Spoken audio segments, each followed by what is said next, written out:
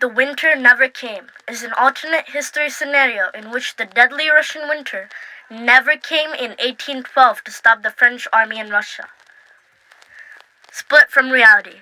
The temperature in Russia during 1812 was negative 22 degrees Fahrenheit. However, this winter did not have an average temperature because the average temperatures around the time were around 5 degrees Fahrenheit. So let's assume that the 1812 winter had an average temperature. Now there's one thing to understand. 600,000 soldiers went into Russia. 100,000 came out. And according to estimates, around 300,000 of them died from hypothermia, frostbite, and other cold-related causes. The Russian campaign. Immediately after Napoleon Bonaparte led the Grand Army into Russia, there would be a crucial difference.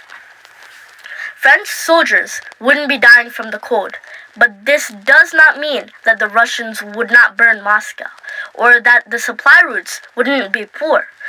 What this does mean is that France loses a lot less men and thereby battles.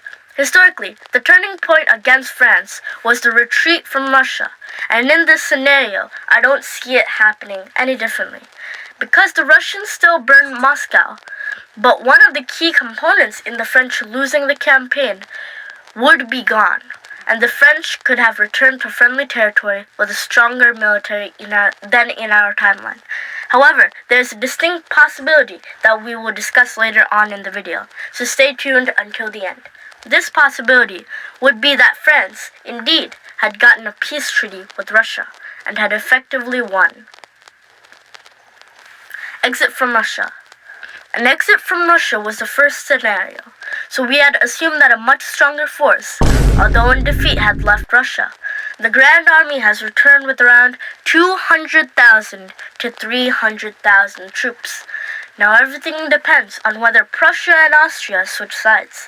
In reality, the catastrophic situation the French military was left in led the Austrians and Prussians to switch sides to the Sixth Coalition. Now, if they do decide to switch sides, the French military would be much more capable and be strong enough to resist the coalition forces. Then, they would be able to hold their lines in Germany while defeating the French with their new recruits. This result sends France back to their position in the Fourth Coalition, but with a disadvantage. This being that the coalition had learned many of the French battle tactics. I believe that the French would hold out for a while and then be eventually defeated by a series of long and bloody wars. And perhaps the Austrians and Prussians could turn on each other after they see a negligible France. Vote in the comments with hashtag scenario1 if you want to see this scenario continue into a new video.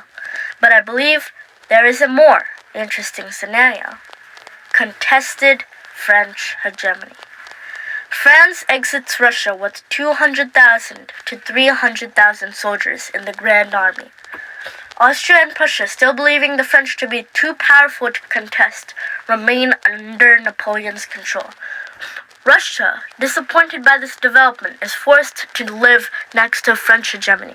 Yes, the Russians repelled France, but they had lost more soldiers than the French, and were even left with a smaller army. Worse yet, France will shift its attention back to Iberia and use the full force of the French army to crush the rebels and Portuguese.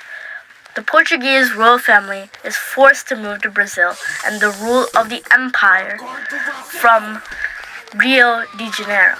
On top of this, the United Kingdom would lose the War of 1812, and Canada states would join the United States of America. This is due to Britain sending more supplies and troops to Russia and Iberia, because the immediate cold wouldn't kill any French troops, so less would go to Canada. Although the Russian offensive had been a failure, as seen from the original goal, it could also be considered a victory in the fact that both armies lost around half of their troops, but key Russian cities were burnt. The continental system. Europe and France will move forward after that. Russian campaign. The French hegemony no longer is an immediate question, and the continental system is re-established. Although the French created the continental system to starve the British from the lack of European trade, the ones who were really starving were the Europeans. However, there is a difference here than in reality. The British, now being locked out of Canada, have even less places to trade, not to mention the U.S. blockades on both American continents. British trade is now just limited to Asia and Oceania, maybe Russia and Africa as well. Europe. With most of Europe in Napoleon's hands, France is likely to continue its domination in Europe until the 1840s. The period after 1812 would be one of overall European tensions. The continental system would be a heavy burden on France and its allies. Thus, Napoleon would move to gradually phase out the system, as he had already said. Quote, "It was a grand idea, but it was impracticable. The commerce of this world is too vast and powerful to be controlled by mere decrees." End quote. Even though this phasing out of the system would relieve much pressure from the French Empire, it was still not enough. The British, French, Prussians, Austrians, and Russians all had distinct political goals and vied for power over each other in the arena which is Europe. In this pressurized Europe, the major powers play a Cold War of their own. Russia, surrounded by French allies, has only one way to turn: east. Prussia and Austria, both powers under French influence, are always looking for an opportunity to backstab France and to end up in a position to truly unite Germany over the other. The British, stuck outside of Europe, disconnected from it by the English Channel, must rely on diminishing trade with its Indian and Southeast Asian colonies. Although it maintains the largest navy on Earth, this is being increasingly challenged by the Franco-American fleet. And France, the country has just exited Russia. Although losing many soldiers, its reputation has not been completely destroyed, and thus it remains in control of its German contemporaries. The Americas. The bond between France and America would be stronger than ever, as the two countries fought against British in the American War for Independence and in their own respective wars in 1812. Both nations had found a common bond in opposing British power, as both defeated and forcibly expelled the British influence on their respective continents. I believe they would form a mutual alliance. Although it would have been an okay idea to enhance the continental system, now with an American continental system, they decided against it. After this alliance had been crafted, multiple newly conquered French territories would be purchased by America, including Alaska, Cuba, and Puerto Rico, along with other Spanish, Danish, and Dutch possessions in the area. Further, the U.S. would enact, quote, manifest destiny in various degrees, such as just going from New England to California to marching all the way to Buenos Aires. What would be the result would be a larger America directly before the Civil War.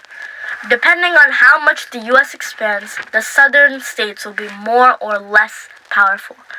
Because had American armies marched to Panama or even Mexico City, the amount of slave states would increase significantly. Let's assume that America defeats Mexico and assumes control of just a few more states, such as the Rio Grande, into the Union. Now with the Canadian and Mexican states, the USA is in an even more heightened tension between the slave and free states. What this alternate civil war would look like can be explored if enough of you write hashtag scenario 2 in the comments section. Total French victory. The Russian army makes the blunder of engaging the French in battle. With superior soldiers and firepower, the Grand Army defeats the Russians so badly that the Tsar is forced to concede to the First French Empire. What would the treaty look like? Okay.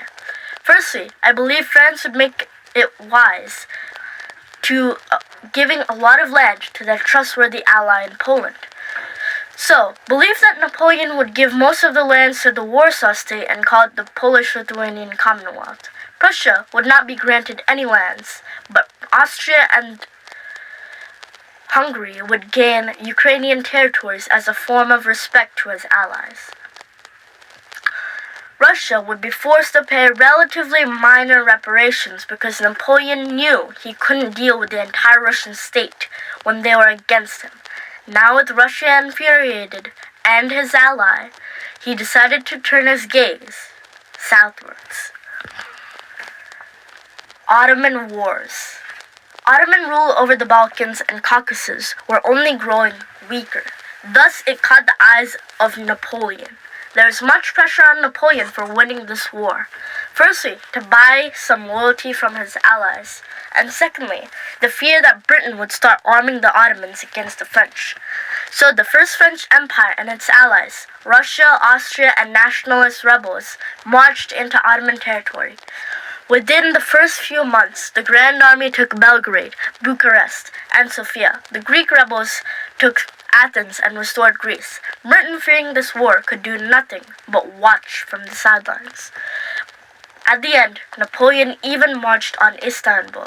After this, the Ottoman Empire, which stood for centuries, was finally destroyed. The treaty would be harsh on them.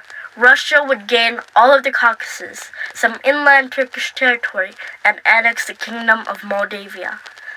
Austria would take all of Bosnia and Montenegro. Greece would get to re-establish itself with the lands all the way up to Macedonia. Finally, the French bolstered the kingdoms of Serbia and Bulgaria by adding to their kingdoms, Albania and Macedonia respectively. They would also create two new nations, Egypt and Arabia, both subservient to the French. With this war's conclusion, the Austrians and Russians were appealed for some time. Uncontested French hegemony. After the Ottoman Wars, Napoleon had crafted for himself a Europe of his own, in which he could defeat both the Russians and the Austrians if and when they betrayed him.